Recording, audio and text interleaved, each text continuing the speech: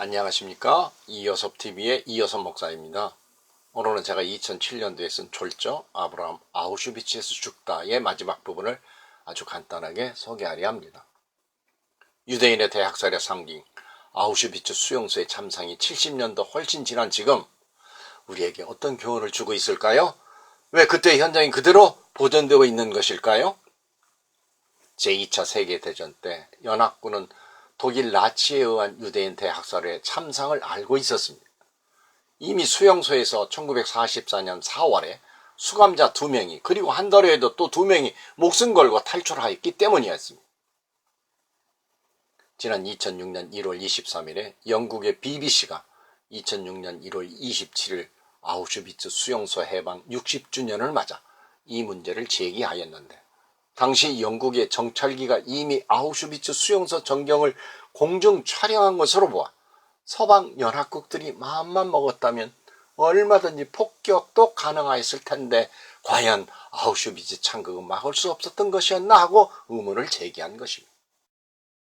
1944년 6월 아우슈비츠에서 학살이 최고조에 오르고 있었던 때 유대인 단체들은 미국 대통령 루스벨트와 영국 총리 처칠에게 유대인의 대학살을 막기 위해 철도와 수용소 가스실에 폭탄을 투하해 줄 것을 탄원하기까지 했으나 참상을 알면서도 아우슈비츠 수용소를 폭격하지 않은 것은 국제사회 모두가 하나같이 방관자가 된 결과이었습니다.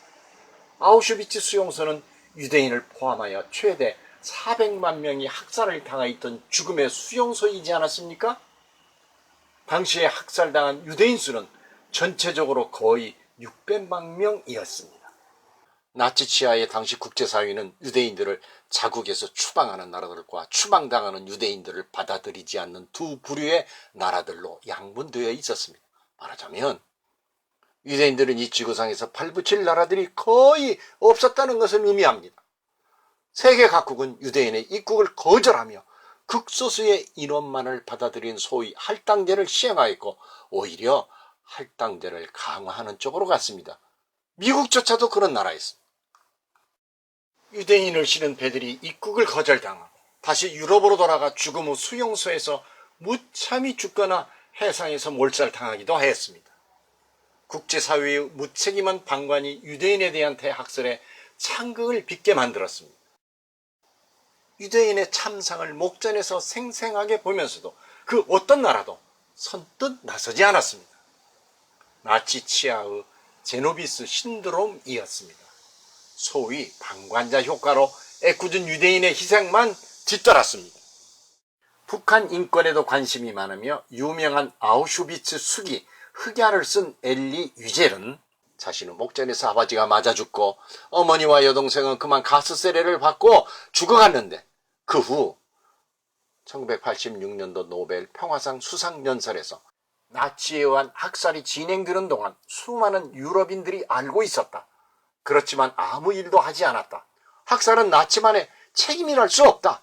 침묵하는 것이야말로 학살자의 편에 서는 것이다 라고 하면서 인간의 목숨과 존엄성이 위협을 받을 때 국경을 초월하여 나서야 되며 소극적인 태도를 버려야 한다고 강조하였지만 앞으로 이러한 무관심과 방관의 태도가 더 극성을 부릴 것임에 틀림없습니다.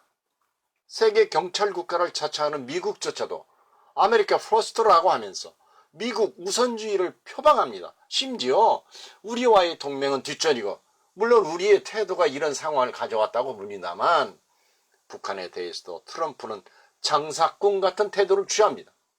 만일 우리 대한민국이 침략을 받는 등 공경에 처하면 과연 6.25 때처럼 미국을 비롯해 세계가 우리를 목숨 걸고 도울까요? 그건 완전 환상입니다. 세계적 영향력이 있던 유대인들조차도 그렇게 버림받아 엄청난 죽음을 맞이했잖아요. 국민 여러분, 제발 정신 차리셔야 합니다. 오늘의 말씀을 맺습니다.